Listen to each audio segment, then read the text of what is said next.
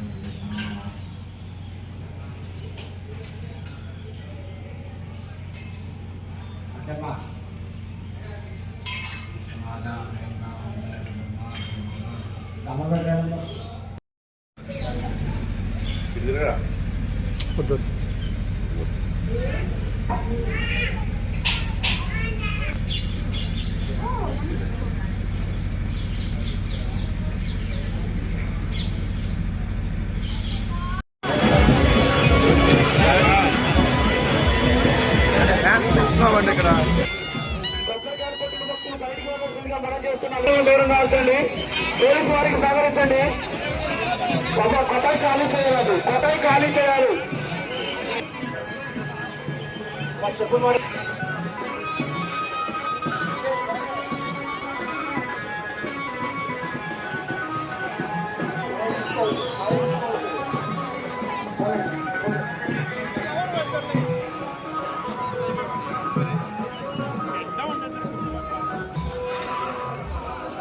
Left side రావాలా బాబు? ఇక్కడ ఎవరు ఇక్కడ ఎవరు?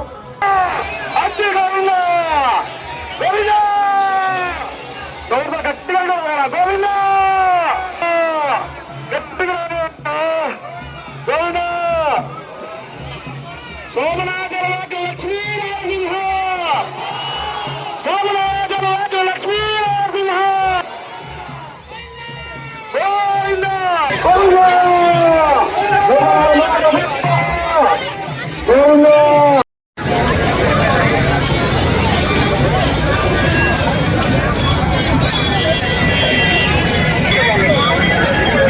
అక్షర స్వామికి సంగ్రహించండి. పళ్ళాన్ని వద్దు, కొబ్బరికాయలు మాత్రమే ఇవ్వండి. వారి హెచ్చరిక. ఈ రద్దు సమయంలో దేవుని జాగ్రత్త. మీ విలువైన వస్తువులు ఆభరణాలు జాగ్రత్త తీసుకోవాల్సిందిగా పోలీసు వారి హెచ్చరిక.